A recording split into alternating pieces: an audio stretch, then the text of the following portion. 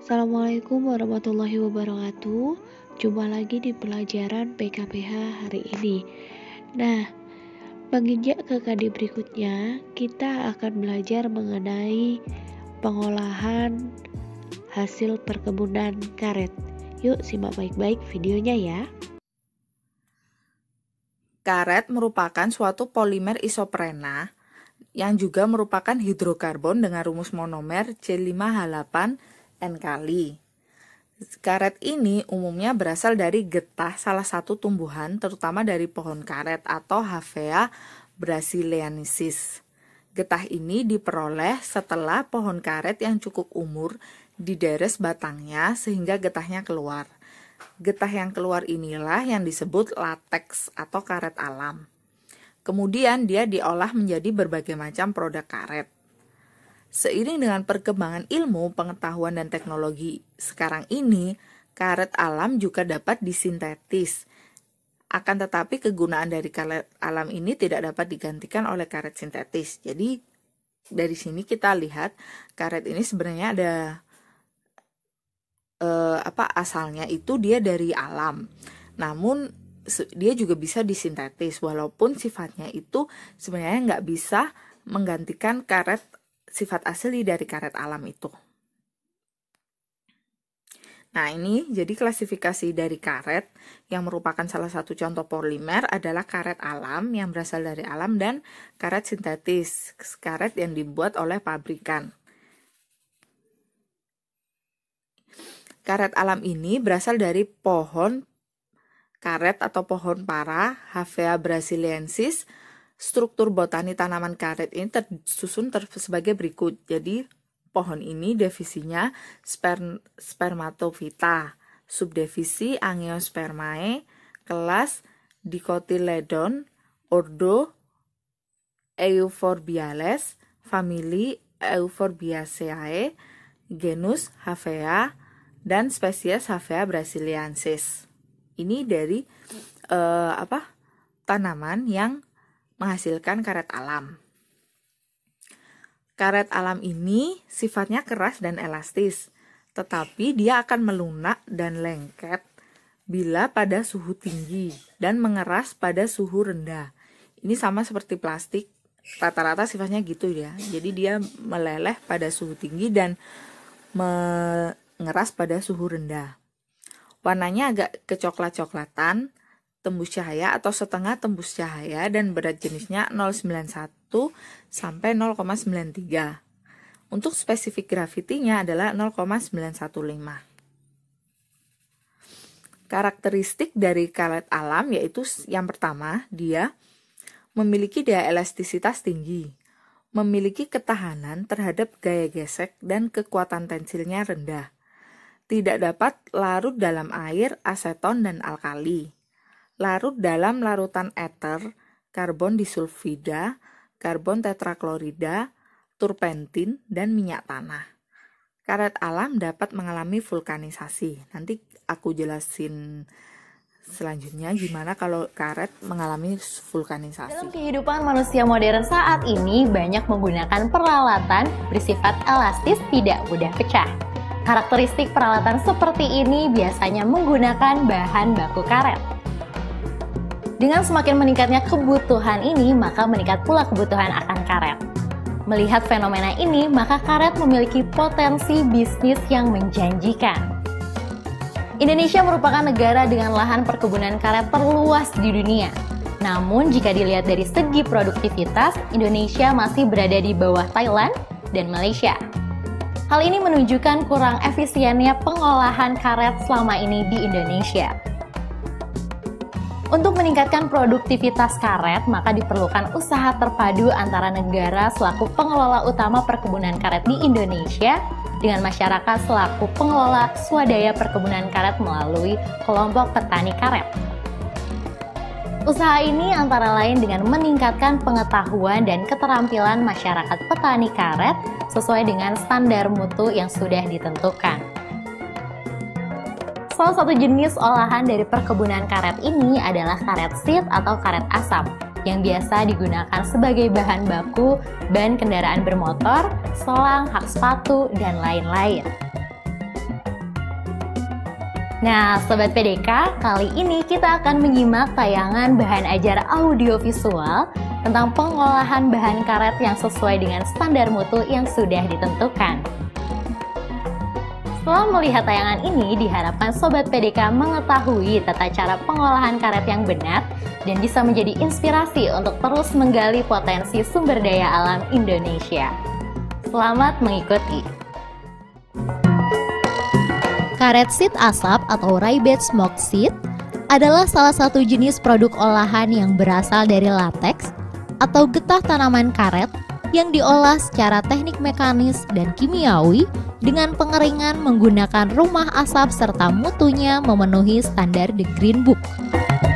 Prinsip pengolahan jenis karet ini adalah mengubah lateks kebun menjadi lembaran-lembaran seed melalui proses penyaringan, pengenceran, pembekuan, penggilingan, serta pengasapan.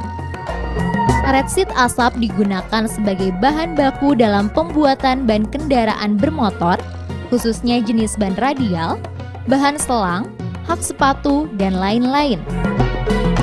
Alat-alat yang digunakan dalam proses pembuatan karet seed ini adalah pisau sadap, ember, loyang atau bak, cuka, gilingan penipis, gilingan batik, bambu, kayu bakar, lateks atau getah. Sobat PDK, proses pengolahan karet seed dibagi menjadi beberapa tahapan pengolahan sebagai berikut. Tahap awal dalam pengolahan karet seed asap adalah penerimaan lateks kebun dari pohon karet yang telah disadap.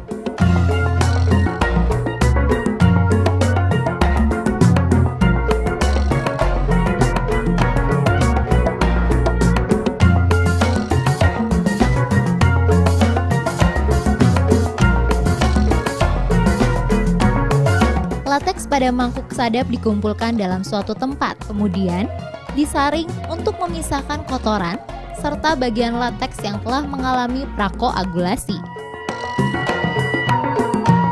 Tahap kedua dalam proses pembuatan karet seed ini adalah pengenceran.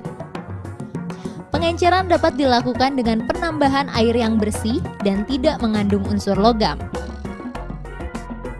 Pengenceran dilakukan hingga kadar karet kering mencapai 12 hingga 15% melalui proses pengolahan sampel sebagai bahan acuan perbandingan air dan getah karet yang akan diolah.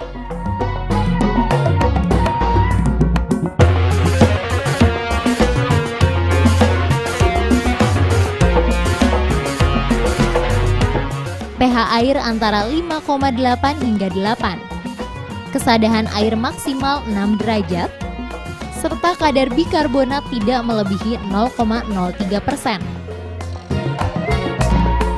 Pembekuan lateks dilakukan di dalam bak koagulasi dengan menambahkan zat koagulan yang bersifat asam.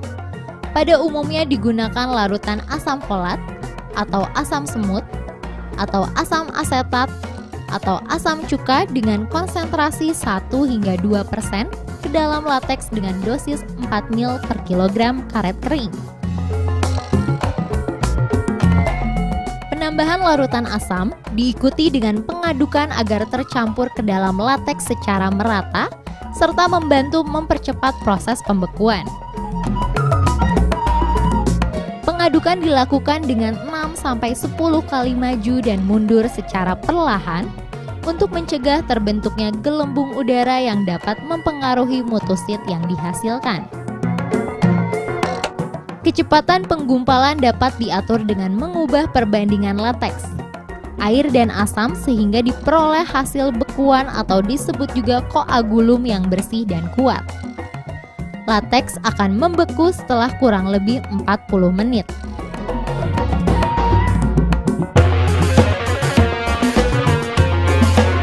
Penggilingan dilakukan setelah proses pembekuan selesai.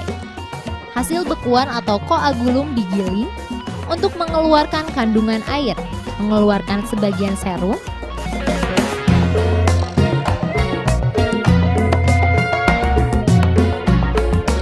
membilas, membentuk lembaran tipis, dan memberi garis batikan pada lembaran.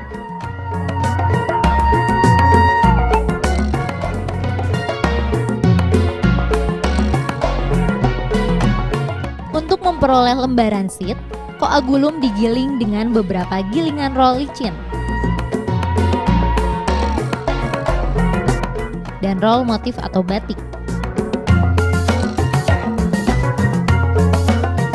Setelah digiling, sheet dicuci kembali dengan air bersih untuk menghindari permukaan yang berlemak akibat penggunaan bahan kimia, membersihkan kotoran yang masih melekat, serta menghindari agar sheet tidak menjadi lengket saat penirisan. Proses berikutnya adalah penirisan. Koagulum yang telah digiling kemudian ditiriskan di ruang terbuka dan terlindungi dari sinar matahari selama 1-2 jam. Penirisan adalah untuk mengurangi kandungan air di dalam lembaran sheet sebelum proses pengasapan.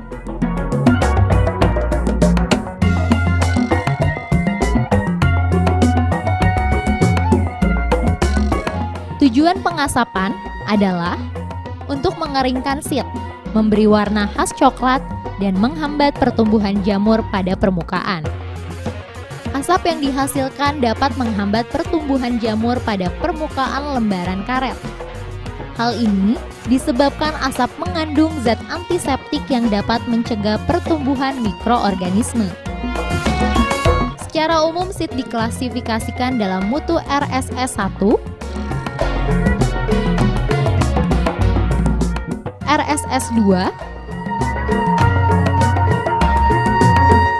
dan RSS 3.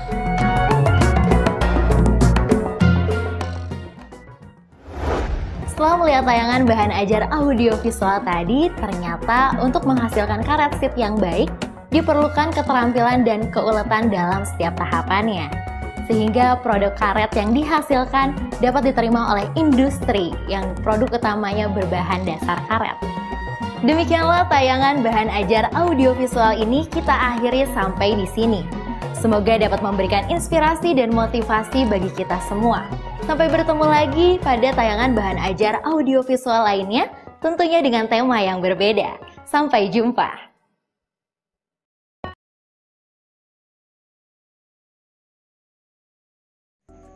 Nah, itu tadi pelajaran mengenai pengolahan hasil perkebunan karet. Tugas kalian adalah merangkum hasil video hari ini dan seperti biasa kalian kumpulkan di Google Classroom. Selamat belajar dan selamat mengerjakan tugas. Wassalamualaikum warahmatullahi wabarakatuh.